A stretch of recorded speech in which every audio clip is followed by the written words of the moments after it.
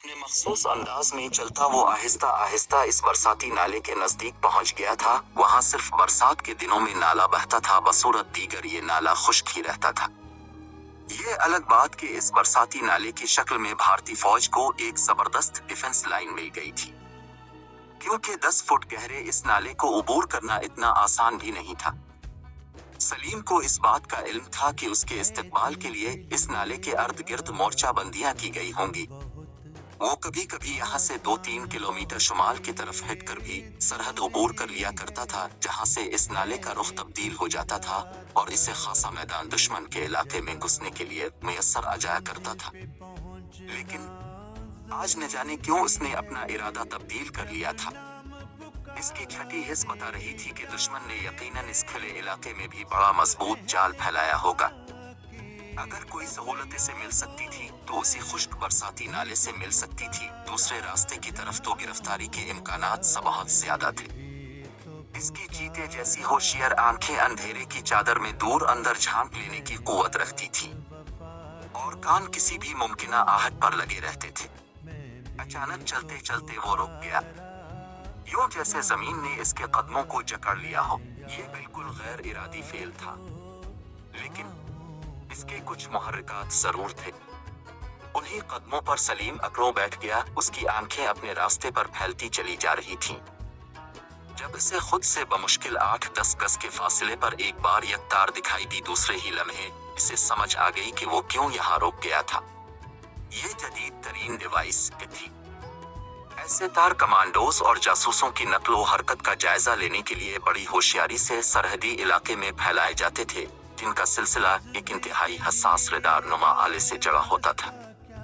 जैसे ही सरहद पार से आने वाले का पांव इस तार से टकराता तो फौरन ही वहां से कुछ फासले पर मौजूद रेडार पर उसकी समत का अंदाजा हो जाता। सरहद पार करने वाला यही समझता कि ये टेलीफोन की तार है और उससे टकराने से कोई फर्क नहीं पड़ेगा, लेकिन दूसरी तरफ दुश्मन को इसकी नकलो हरकत और पोजीशन का इल्म हो जाता, जिसके बाद इसका बेच निकलना नामुमकिन हो जाता था। सलीम का दिल एक लम्हे के लिए तो धक से रह गया।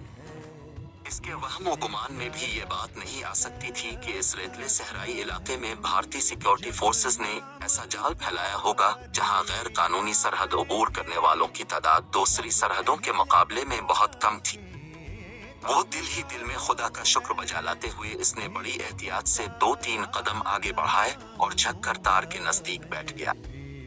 इसके साथ ही इसका हाथ अपने थैले में रींग गया, जहां से इसने अपना वाहिद हथियार निकाला।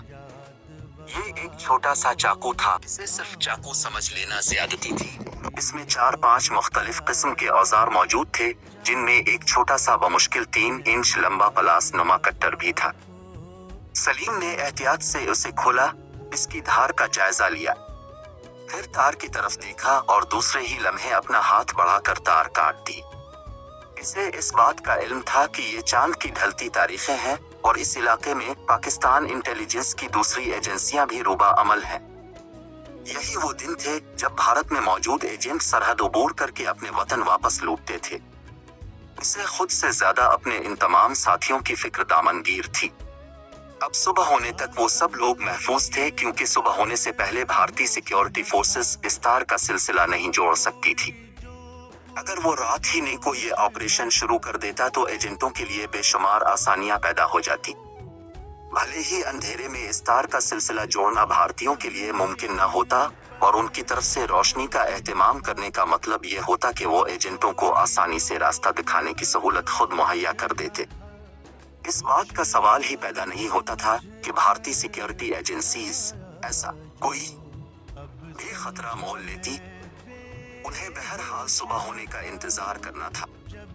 रेडार स्क्रीन से कुछ फासले पर बैठा कैप्टन अश्विनी कुमार अब बोरियत महसूस करने लगा था। इन लोगों ने दरख्तों और झाड़ियों के झुरमट में अपना छोटा सा ऑपरेशनल कैंप लगाया था, जहां से सरहद पर दूर दूर तक फैले अपने जवानों को बराह रास्त हिदायत देने के लिए कर्नल बख्श के सामने जदीद तरीन आलात मौजूद थे। हैरत है, अभी तक वो सरहद में दाखिल ही नहीं हुआ। अश्विनी कुमार बुड़बुड़ाया, वो सरहद ही में नहीं बल्कि काफी अंदर तक दाखिल हो चुका है। कर्नल बख्श ने, जिसकी नजरें रेडार स्क्रीन पर गड़ी थीं, अपने मातहत से कहा और कैप्टन अश्विनी कुमार ने चौंक कर इसकी तरफ इस्तिफामिया नजरों से देखा। लेकिन सर रेडार स्क्रीन की तरफ गौर से देखो, कर्नल बख्श ने इसकी बात काटते हुए कहा। अश्विनी कुमार ने रेडार स्क्रीन पर नजरें जमाए और उसका दिल उछलकर हल्क में अटक गया। रेडार स्क्रीन पर समत बताने वाले बड़े से डायल की घड़ी किसी दरख्त की गई हुई शाख की तरह एक तरफ गिरी पड़ी थी। गो के रेडार की बाकी तमाम लाइटें जल रही थीं, लेकिन किसी डायल में हरकत नहीं हो रही थी। इसकी हालत अब बच्चों के खिलौने की सी हो चुकी थी।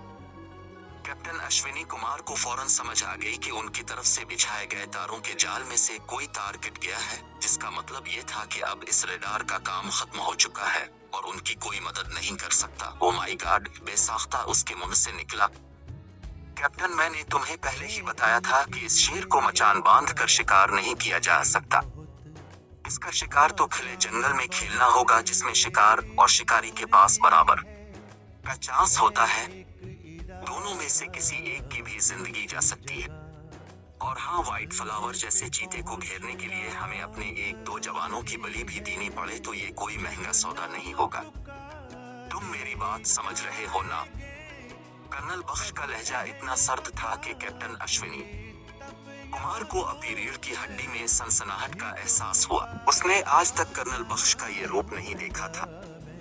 इस वक्त कर्नल की हालत इस जख्म खुर्दा शिकारी जैसी थी, जिसकी राइफल से गोली चलने से पहले शेर उसकी कनपटी पर जोरदार पंजा मार कर भाग गया हो।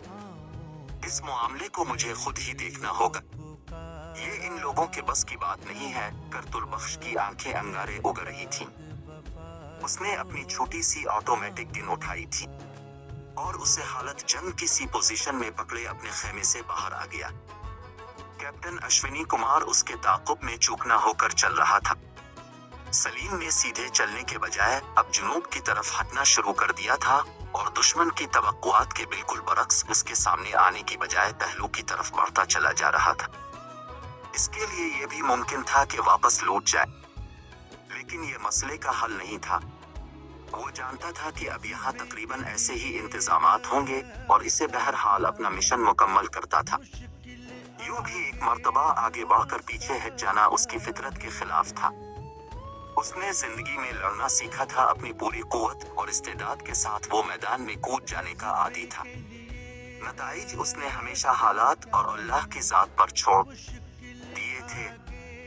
जब अपनी दानिस्त में वो कदरे महफूज इलाके में पहुंच गया तो उसने बरसाती नाले की तरफ अंदाजे से बढ़ना शुरू कर दिया। चंद मिनट की मजीद मसाफत इसे नाले तक ले आई। से कुछ फासले पर ही वो रुक गया। अब वो जमीन पर कदमों के बिल बैठा अपनी दानिस्त फिजा में मौजूद खतरे की बो सूंघने की कोशिश कर रहा था। इसके कान किसी भी मुमकिना आहट पर लगे हुए थे और आंखें अंधेरे की चादर को चीरती हुई दूर अंदर तक झांक रही थीं। 3-4 मिनट वो इस पोजीशन में रहा, फिर उठने का इरादा कर ही रहा था जब अचानक किसी बरकी अमल के तहत वो दोबारा इस पोजीशन में लौट आया। इसके हसास कानों ने सहराई इलाके में फौजी बूटों की धमक को महसूस कर लिया था, जिसका मतलब ये था कि दुश्मन ने इसके इस्तकबाल के लिए अपनी सिक्योरिटी फोर्सेस को खासी दूरी तक फैला दिया है और अभी उसे और दूर आइट कर अंदर दाखिल होना होगा। अपने जहन में एक लाहा अमल तय करते इसने दोबारा इस समत चलना शुरू किया। अपना हर कदम वो इस तरह संभाल कर रख रहा था जैसे रेलती जमीन के बजाय दलदल में चल रहा हो, जहां किसी भी लम्हे इसके डूब जाने का खतरा था।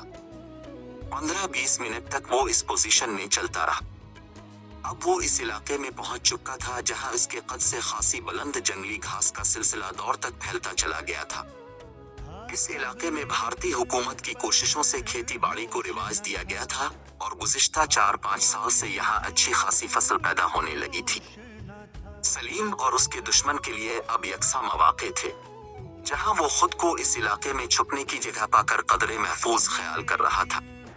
वहाँ ऐन मुमकिन था कि दुश्मन ने भी उसकी मुतवक्के आमद का यही खैर मुकद्दम करने का बंदोबस्त कर रखा हो। जंगली घास के सिलसिले के नजदीक पहुंचकर वो रुक गया और चंद लंबे लंबे सांस लेकर खुद को ताजा दम करने के बाद इसने पहला कदम घास पर धरा। इसे एहसास हो गया कि आधी से ज्यादा घास खुश्क हो चुकी है, जिस पर कदम रखने से बड़ी आवाज पैदा होती थी।